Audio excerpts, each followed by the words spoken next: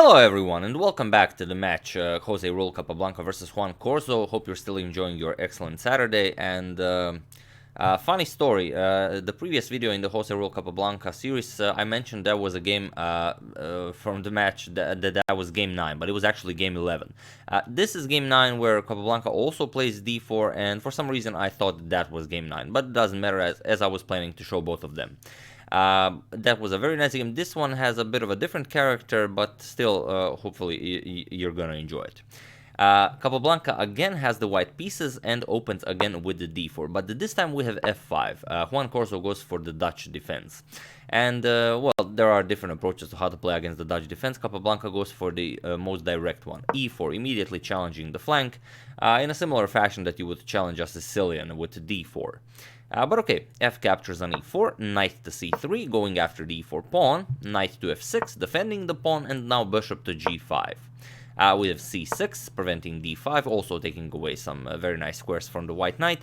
And here Capablanca can recapture the pawn back, but he does have to give up the bishop pair, which he does.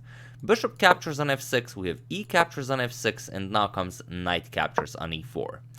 We have d5, kicking the knight back, knight g3, and here Juan Corzo goes for queen to e7 check. He has the black pieces, he doesn't mind trading queens, and he will look for some better chances with the white pieces. Queen to e2, we have queen captures on e2, bishop captures on e2, and now bishop to d6, Corzo prepares the castle. Knight to f3, we have castles, Capablanca castles as well, and now comes bishop to g4. h3, bishop captures, and now bishop captures on g3. F captures on g3, and now knight to d7. Corzo now wants to develop the rooks to the e-file, exchange both of the rooks, and play this endgame where Corzo will have a knight against the bishop, but Capablanca's pawn structure will be somewhat compromised on the king's side. Rook f to e1, Capablanca takes a hold of the open e-file, rook 8 to e8, challenging the rook, and now king to f1. We have f5, Corzo doesn't want Capablanca to push g4, rook captures on e8, rook captures on e8, rook to e1, rook captures on e1, and king captures on e1, and knight to f6, controlling the bishop.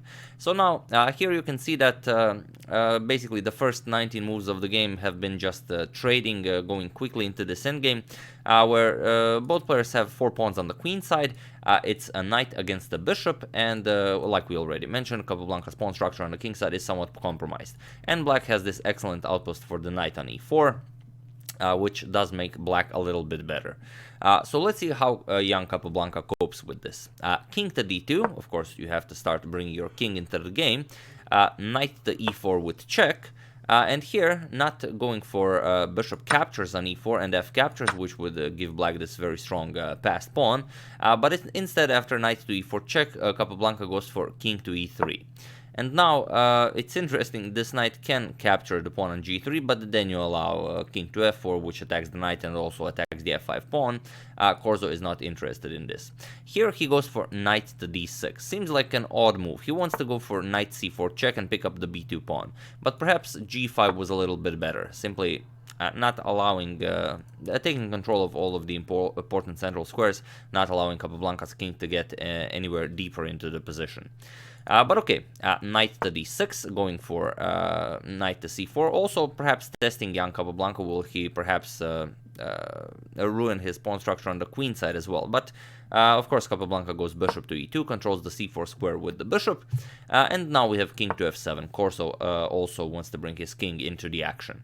King to f4, now you can see that g5 move would have been a very nice idea, as the king would not be allowed to enter the f4 square. King to f6, preparing g5, but Capablanca prevents it. We have h4, and now if you try h6, Capablanca will just push h5, prevent it. Now g5 will be met with h captures on g6 en passant. King captures, and now king e5, white will enter black's position and most likely win this game. So, after h4, we have g6, simply keeping everything intact, and now g4. Capablanca uses his extra g-pawn to bust open the position. We have h6, and now you don't want to capture on f5. If you capture knight captures, then you will not be able to defend both the h4 and the d4 pawn. So, after h6, we have g5 with check. Pawn captures, H captures on G5, and now King to E7. And here, G4 by Capablanca. If you start with King E5 immediately, yes, you do grab some space, but black will always be able to kick you back. Knight F7 check, you have to defend the pawn here, he can simply go back, so not much of a move. So instead, G4 by Capablanca. F captures on G4, and now an in-between move, bishop to D3. Yeah, you could capture immediately with either king or the bishop, but okay, maybe with the king you don't want to leave the defense of the c4 square. But here with bishop to d3, threatening to capture the g6 pawn and create a pass pawn of his own, Capablanca forces Juan Corzo to think. And here is an excellent moment where Juan Corzo could have played a great move, knight e4, but instead he played knight to f5, thinking that it was just the same. Yes, you are blocking this g6 pawn, but there is a problem here. With knight to e4, it's a bit better, because now if you play bishop captures, you can go d captures, and now after king captures on e4, let's say king e6, king to f4 going after the pawn, you have to eliminate the other pass pawn as well. G3 now, king captures, king to f5, you are going after the g5 pawn. After king f3, king captures on g5, king e4, and now king to f6. Corzo will have the outside pass pawn, and it will most likely end in a draw. On the other hand, after knight to e4, if you go king captures on g4 immediately, then you will face knight f2 check. If you were wondering about this, king f4, knight captures on d3 with check, c captures on d3, and after king to d6, you can see that black is now perfectly fine. The material on the board is equal. Capablanca's pawn structure in the center is again compromised. But he doesn't go for knight e4, instead Corzo goes for knight to f5. Whether he missed this or he saw that both variations would lead to a draw, and Corzo really wants to win the game, he goes knight to f5. But here he gives Capablanca a bit more room for some other ideas. King captures on g4, and still, now capturing on d4, you will lose the pawn on g6. But it's not much better. If you try to defend it, you cannot use the f6 square as the pawn defends it. If you try king to e6 to defend the knight, then it's winning immediately. Simply bishop captures, pawn captures, and now king to f4. And you will at some point have to move your king, and then white will just capture this pawn, because this pawn controls the f6 square and this pawn controls the e5 square. So at some point you will have to make a move with your king, and then after king captures on f5, this passed g pawn will be winning.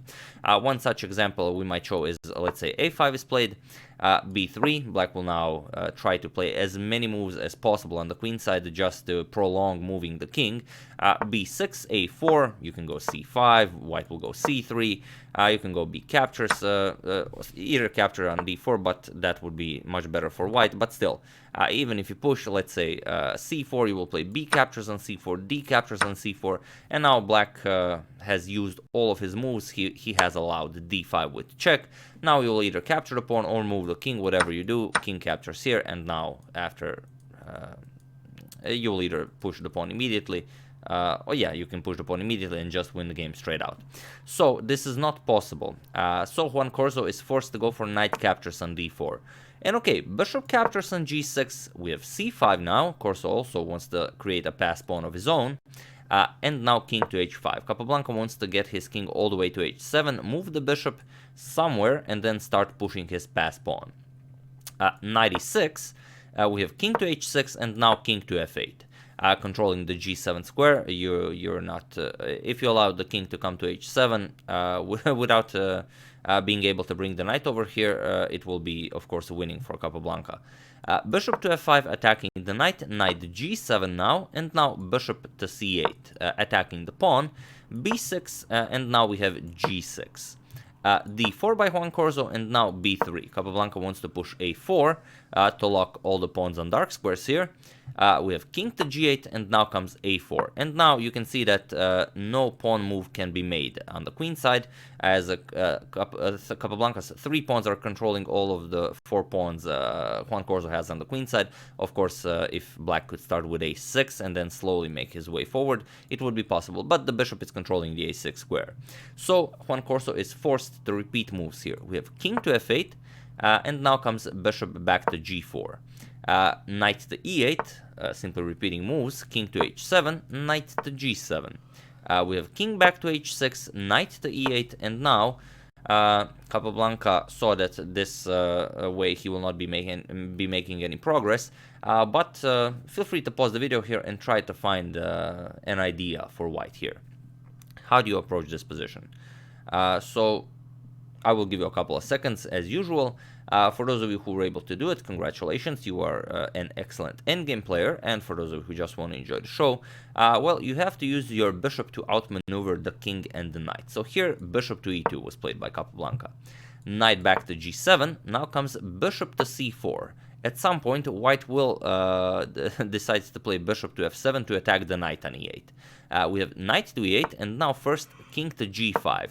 Now Capablanca will use his king to get over to the center, and then black will not be able to keep an eye on both the passed g-pawn and on the queenside pawns, as you'll see in the game.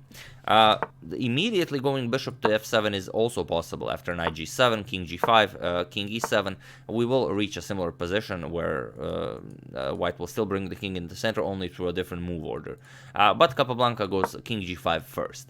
King e7, now we have, if you try to go back, black goes back as well, so king to f5, knight to g7 check, king e5, and now knight to h5, still controlling the g7 square. Bishop to e2, attacking the knight, knight goes back to g7, and now king to d5, and here we have knight to e8. If you try king d7 to prevent the king from entering the queen side, then comes bishop b5 check, and now you can decide whether you want to go to c7, and then, of course, king e5 wins, as you will simply get your king to f7 and push the pawn to victory. Or after king d7, bishop b5 check, king e7, you will simply play king c6 and then start picking up all of the queenside pawns. So after king d5, we have knight to e8 by Corzo, and now comes king to c6. Capablanca now enters the queen side. Knight to g7, king b7, the pawn is under attack, and now king d6. King captures on a7, grabs the pawn, and now king to c7, defending the pawns. But it is of little matter. King to a6, wasting a move, and now we have knight to e8. Bishop to f3, knight goes back to g7, and now comes bishop to d5, preparing bishop to f7 as if the knight comes to e8. Knight does come to e8 as black has to waste moves. Black constantly has to keep an eye on the g7 square with the knight, and the king cannot move because all of the queenside pawns will fall now that the base of the pawn chain has been eliminated. Bishop to f7, attacking the knight, defender of the g7 square, knight to g7, and now comes king to b5, again forcing black to move, knight to f5, controlling the g7 square from f5, but how do you proceed now with white? Of course, attack again the base of the pawn chain. Capablanca pushes a5, and here black, it's pretty much the same whatever black plays. If you capture on a5, then you lose your other pawns. So here knight to d6 was played with check. Capablanca moved the king, king to a6. We have b captures on a5, and now Capablanca simply played g7, and it was in this position on move 59 that Juan Corzo resigned the game. There is no way to prevent the g-pawn from queening. You can capture, but then white gets a queen in the game, and it is all over. So yeah, that's the game. We've already seen that one game. We haven't seen only the Italian game where Capablanca avoided the Evans Gambit, but I have put a link to that game in the description below, so you could have checked it out. We've seen 3 other games where Capablanca wins and one of the games where he loses, and with this game we will be finishing our match against Juan Corzo, the Cuban champion. And we're gonna get back to this some more throughout the Capablanca saga, but somewhere along the line, Capablanca started his chess magazine called Capablanca, and Juan Corzo was his chief editor in that magazine. But yeah, we're gonna get back to that. I do hope you enjoyed this, and it's very interesting how first losing 2 games, then Capablanca really adapted and then started winning games. He always strived for the end game and for something that he really understands and where he can simply use the principles to play out through the game and outplay his opponent. And his opponent, of course, always tried to use some gambits, some tricks, something to use the opening theory that he knew so well to outplay his young adversary.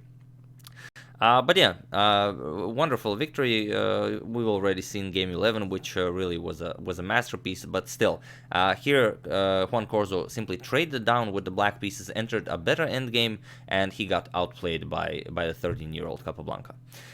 So yeah, that's the game. I do hope you enjoyed it. I would like to once again thank Kurt Mulder, James Jobson, Dumitru Frunza, Jan Roy, and Robert Silverman for a contribution to my channel. Thank you a lot. I really appreciate it.